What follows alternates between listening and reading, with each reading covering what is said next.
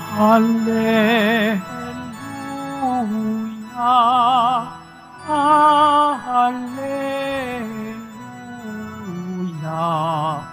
Hallelujah, Hallelujah.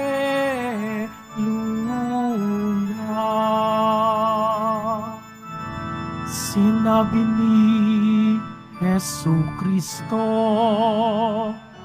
ako ang ilaw ng mundo at buhay ng alagad ko.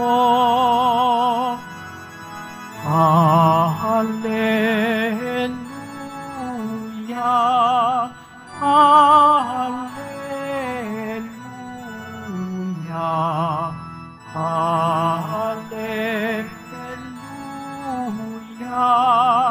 Hallelujah.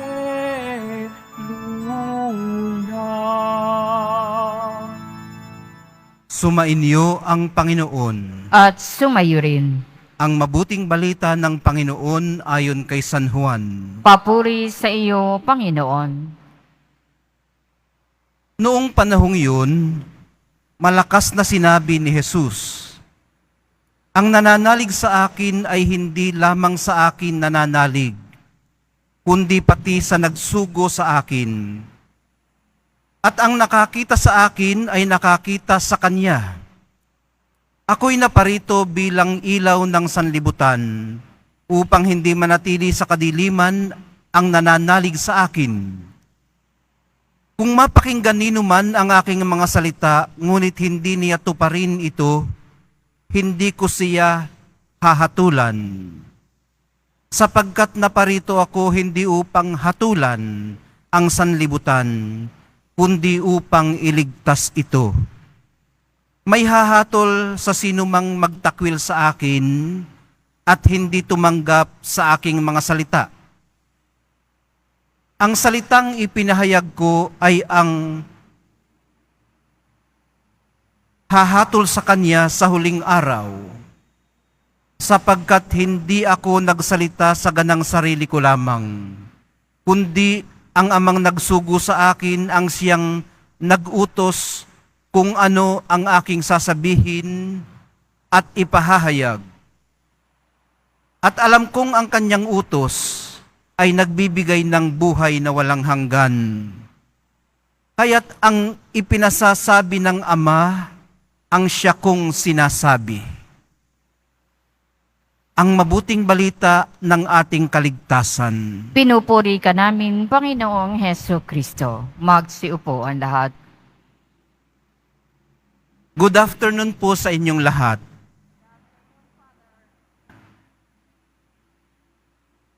Wala pala talaga tayong karapatang hatulan ang isa't isa.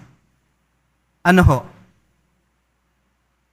Kasi maging ang mahal na pong Jesus Nazareno po kasi ay nagsabing naparito siya hindi para hatulan ang sanlibutan, kundi upang iligtas ito. Hawanin muna sandali natin ang nakikita kong balakid. Ang balakid na ito ay posibleng sa ating pag-intindi sa kanyang sinasabi ngayon. Kasi napakadaling malaglag doon sa tukso na paniwalaan na ang sinasabi niya, hindi siya ang hahatol. Hindi niya itinuturo ang Ama na siyang hahatol. Alam niyo, nung binasa ko ngayon lang, nang napakabagal ang Ebanghelyo, naging klaro po sa akin.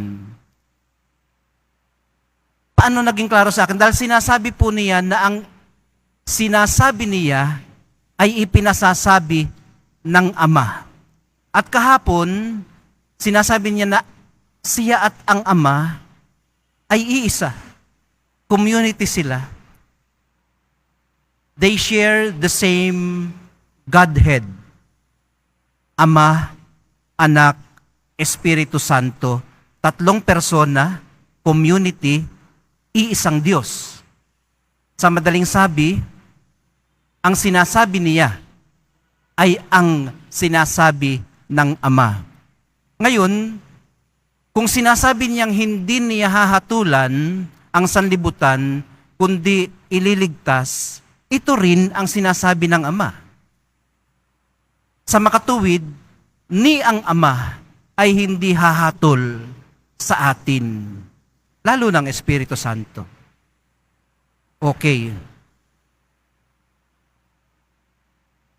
Inialay po ng mahal na pong Jesus Nazareno ang sarili niyang buhay para gawin ito. Iyon pong pagliligtas na ito. At iniiwan niya sa atin ang pagpili. Kung yayakapin natin ang alok niyang buhay o hindi. So gaya ng nabanggit na natin ng isang linggo, sa mga misang tayo ang magkakasama, iginagalang niya ang ating pagpili. Hindi niya i-impose yung kalooban niya sa atin. At nagiging makabuluhan po ang ating buhay kung pipiliin nating gawin din o gayahin ang kanyang ginawa. Ang ibahagi rin ang ating buhay sa ating kapwa. Kung kinakailangan man ay kamatayan, gaya ng kanyang ginawa. Paano po natin nasabi ito? At ano po ang tinutukoy nating ito? Na natatagpuan natin ang kabuluhan ng buhay sa pag-aalay ng ating sarili. Ang Diyos po kasi mismo, katulad ng nabanggit natin kanina, yung tatlong persona sa iisang Diyos, ay shared existence. Shared existence. Naipaliwanag na po natin yun kanina.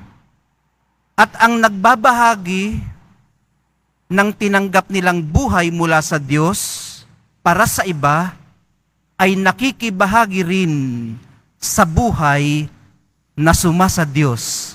Ulitin ko lang ho yun, ano? At medyo malaking gayat. Ang Diyos po mismo ay shared existence.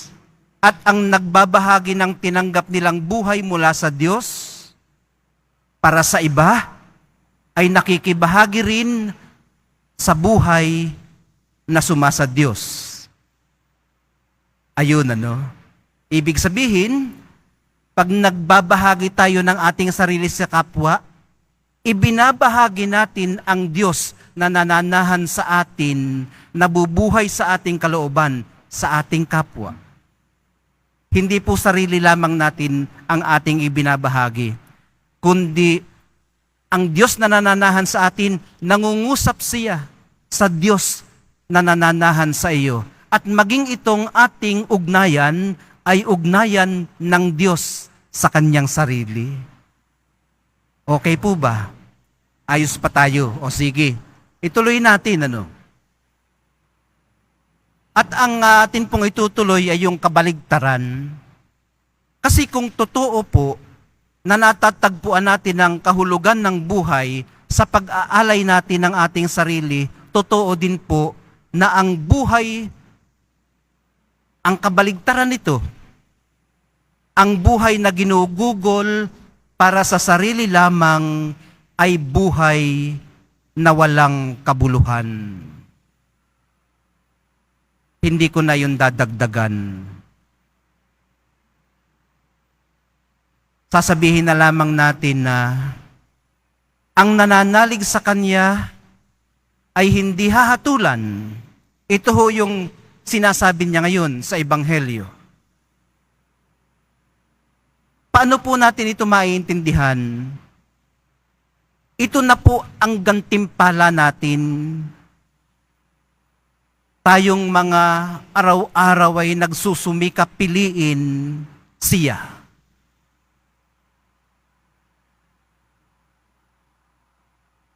Ang hindi naman tumatanggap sa Kanyang alok na pagliligtas, ay tumanggap na rin ng kanilang paghatol. Nasa pagpili na po kasi mismo ang paghatol. Hindi na kailangang magmula pa sa sinuman o sa anumang labas sa iyong sarili. Ibig sabihin, natural na konsekwensya po sa madaling sabi. Katulad po isang halimbawa ng pagkagumon sa alak. Ang cirrhosis of the liver, hindi ko alam kung anong Tagalog doon sa cirrhosis, basta sakit sa atay, yung sakit sa atay ay hindi na kailangan pang isisi sa iba o sa kapaligiran kung saan ka lumaki. Nasa pag-iinom mo ang sakit na ito. Ang isa pang halimbawa, lung cancer, cancer sa baga. Ang cancer sa baga ay direktang sanhi ng paninigarilyo. Hindi na po natin kailangan pang isisi sa magtitinda ng sigarilyo o sa kung ano paman, gaya ng climate change. Nagkasakit ka dahil nagsindi ka at humithit ka. Hinatulan mo na ang iyong sarili. Sa pagtanggap po natin ng banal na Eucharistia, maya-maya, minamahal kong mga kapatid, tanggapin nawa natin ang biyaya, yung grasya na palaging available sa atin. Ang grasya ng diwang mapagkilatis. Makapag-isip-isip din nawa tayo ng tuwid at makapagsuri ng patas. Pagkalooban nawa tayo ng Espiritong Banal ng sapat na karunungan na humusga ng tama at piliin ang nararapat, ganap, at kasiyasiya sa paningin ng Diyos. Mahal na pong Jesus Nazareno, tulungan niyo po kaming tumingin mula sa lente ng inyong pag-ibig.